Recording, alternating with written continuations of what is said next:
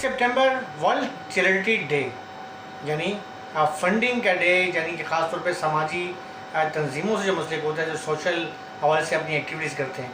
एक बार फिर मुझे याद आ गया खिदमत खलक फाउंडेशन, जिसे KKF कहते हैं, वो दौर। लेकिन वो दौर याद है, ये दौर नहीं जब हम वहाँ जाकर गोला कबाब खाते थे कुर्बानियों पर।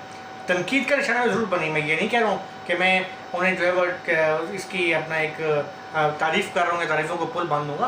तनकीद का निशाना बनी, लेकिन बहरहाल काम भी हुए KKF के हवाले से। जब बानी MKM जो हैं उनकी एक छतरी थी, उसकी छतरी के नीचे तमाम जो है वो औहदेदारान तमाम एक थे। आज का जो मेरा व्लॉग है इसी हवाले से है, और मैं दोबारा गुजारिश करता हूँ कि हौसला अफजाई के लिए मेरे ब्लॉग को सब्सक्राइब कर दें। आपका बहुत बहुत शुक्रिया, आप मेरी हौसला अफजाई कर रहे हैं। और आज का जो मेरा ब्लॉग है इसी हवाले से है कि जो है वर्ल्ड जो डे मनाया जा रहा है आज का, इस हवाले से मैं मज़ीद कुछ आपसे बातचीत करूँगा। देखिए, जब हम बात करते हैं समाजी सोशल एक्टिविटीज़ की, तो सबसे जो बड़ा ज़रिया होता है वो फ़ंड का होता है।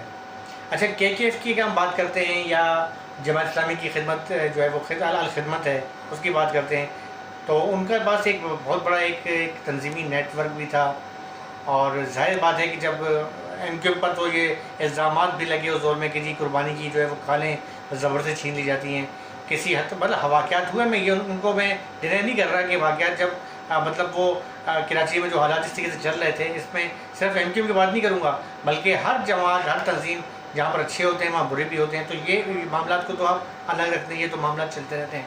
लेकिन उस वक्त की जो खिदमत खलक फाउंडेशन थी KKF, और आज की जो KKF है, इसमें ज़मीन आसमान का फ़र्क है। उस वक्त मैं अच्छे से याद है कि जो बीट रिपोर्टर्स थे, अब जब कुर्बानी की ईद उल अज़हा करीब आती थी, तो वहाँ पर जो है वो दिन भर जब खालें जमा करते थे KKF वाले, तो ग्राउंड के अंदर जहाँ पर खालें इकट्ठी होती थी, वहाँ पर एक बहुत बड़ा प्रोग्राम होता था, जिससे बानी जो MKM हैं वो खिताब करते थे, और ख़िताब उनका बड़ा वलवला अंगेज़ होता था।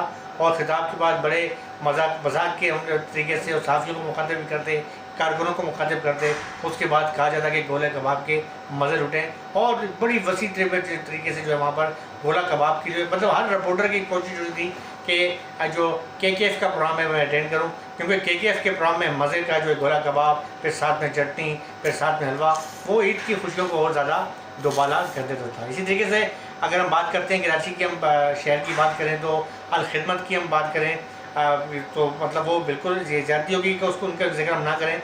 जमात इस्लामी की जो अल खिदमत थी, उन्होंने भी अपने तौर पर जो है वो काम किया।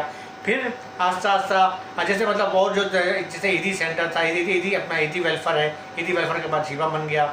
अब तो माशाल्लाह JDC जो है वो बहुत ज़्यादा फ़ाल हमें नज़र आती है। मैं एक आपको बात बताऊंगा कि जिस तरीके से जब ईदी बहुत ज़्यादा फाल था, उस वक्त रमज़ान छिपा साहब शायद अभी कभी कोई दोस्त के पास जाए तो चंद मोस्ट नाचिज़ समेत कुछ रिपोर्टरों को नाम लेते हैं, और हमने रमज़ान छिपा का भाई का वो दौर देखा है कि जब वो सिविल हॉस्पिटल के सामने एक पैंट शर्ट पहन के और एक विजिटिंग कार्ड का उनके पास हाथ में होता था, छोटा सा बैग लटकाया होता था, और हाथ में विजिटिंग कार्ड होते थे। तो कोई मरीज़ वहाँ आता था, पूछते कि भाई आपको कोई मेडिसिन का मसला तो नहीं है? अच्छा मसला है तो ये कार्ड रख लें मेरा, और मेडिसिन के लिए मुझे आगा करते। इसी दौरान जो है उन्होंने एक जब शिबा का शुरू किया ऑफिस, और शुएब बुखारी साहब वहाँ पर एडमिट हुए, जो MKM के रहनुमा थे।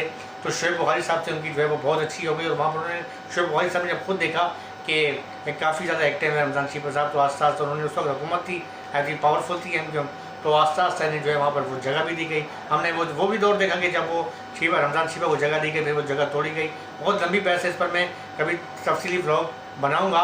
लेकिन बहरहाल अगर ये कहना जो है वो कि इस रमज़ान छिपा को जो है वो एक बहुत बेहतरीन ट्रस्ट बनाने के अंदर पीछे बहुत बड़ा किरदार रहा MKM उस MKM का, कि जब बानी MKM के नीचे जो है वो एक अब तमाम रहनुमा, तमाम छोटी बड़ी पार्टियाँ सब एक थी, और एक भरपूर पावर के साथ MKM सामने थी।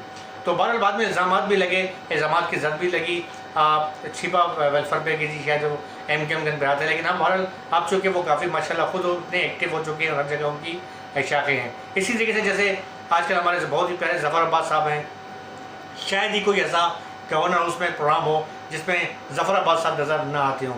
यानी JDC जो है वो गवर्नर हाउस के अंदर वो लाजिम और मलज़ूम बन गई। जैसे कहा जाता है कि कोई एक ख़ास डिश होती है, वो डिश की आपने हलवा रखना है लाजमी डिश में, तो ज़फ़र अब्बास जो JDC वाले हैं वो मस्ट हैं कि गवर्नर हाउस में आपको लाजमी मिलेंगे। गवर्नर साहब कमर नसीर साहब है, वो एक लाजम और मज़लूम समझते हैं, हर प्रोग्राम में आपको नजर आते हैं। तो उस लिहाज से हर जो सोशल जो तंजीम जो भी है, फ़राई तंजीम है, उनका कहीं ना कहीं कुछ ना कुछ मामला होते हैं।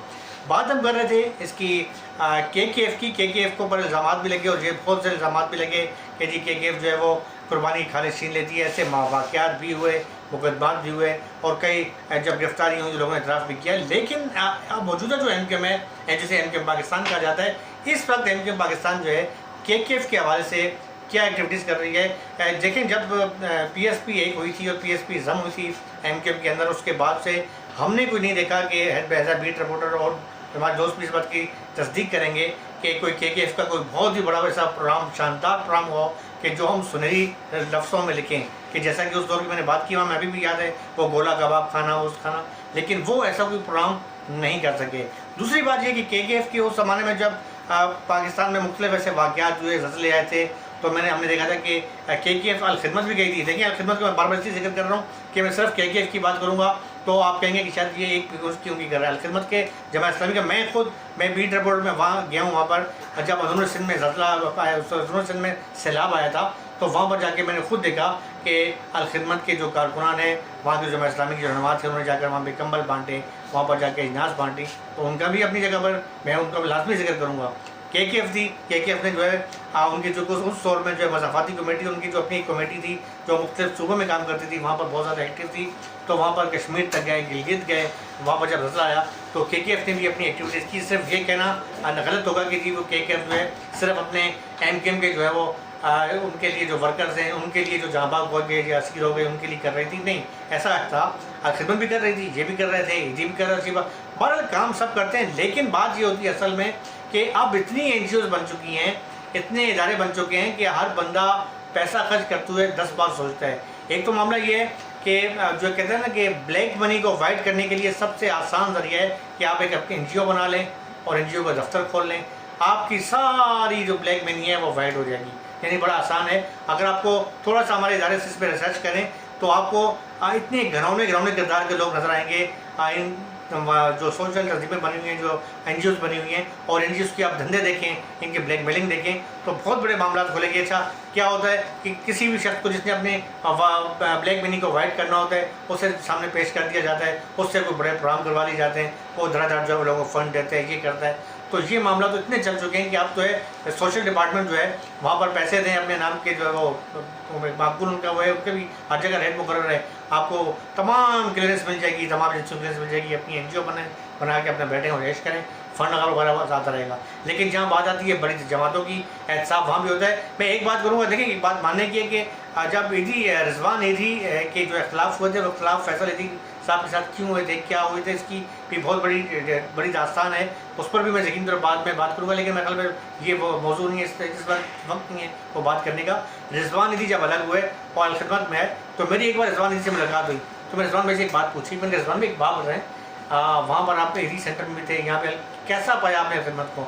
तो उनका एक लफ्ज़ मुझे बड़ा अच्छा लगा कि यार कुछ भी है, अल-खिदमत के अंदर जो है ना एहतसाब बड़ा सख्त है। जब इनका ऑडिट होता है ना, ऑडिट तो बहुत सख्त होता है, उसमें यकीन करें कि हमारे पसीने आ जाते हैं, एक एक पैसों का हिसाब हो गया।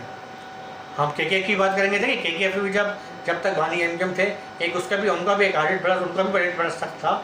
और मालूमात ये मैं नहीं कह रहा हूँ कि वो कोई दूर से धुए हुए थे, कई मामला वहाँ चलते थे, होते थे, लेकिन बहरहाल किसी हद तक जो है वो जो KKF थी और इस KKF में इसमें ज़मीन आसमान का फ़र्क है। इस वक्त जो कि आज डोनेशन का जो है वो आलमी दिन मनाया जा रहा है। हर शख्स चाहता है कि मैं डोनेशन दूं, लेकिन मैं डोनेशन उसको दूं कि जो मेरे जो पैसे हैं, वो जो रकम है, वो उस शख्स तक पहुंचे कि जो इसका हकदार है। वरना आज तो गली गली में डोनेशन के लिए जो है आपको, पहले तो होता ना कि लोग ऐलान करते थे, गाड़ियों पे आते थे मोहल्ले में, अब तो हर गली में आपको एक फ्रेंचाइज बन चुकी है, हर तंजीम की बन चुकी है। तो मेरे ख्याल में इस पर जो है वो दौर जो पुराना, जैसे नया दौर आता जा रहा है, लोगों में जो है वह अपनी ब्लैक मनी को अवॉइड करने के लिए जो है लोग जो है इसमें अपने आप को मुतारफ़ करवा रहे हैं, और ये NGO एक बाकायदा धंधा बनता जा रहा है, तो उसका जवाब भी ज़रूरी है। इसके साथ ये छोटी सी मेरा ब्लॉग था, अपने भाई आफ्ताब हुसैन और फार्म साफ़ी और मेरे प्रोड्यूसर हारिस सिद्दीकी की इजाज़त दें। अल्लाह हाफ़िज़। पाकिस्तान जिंदाबाद।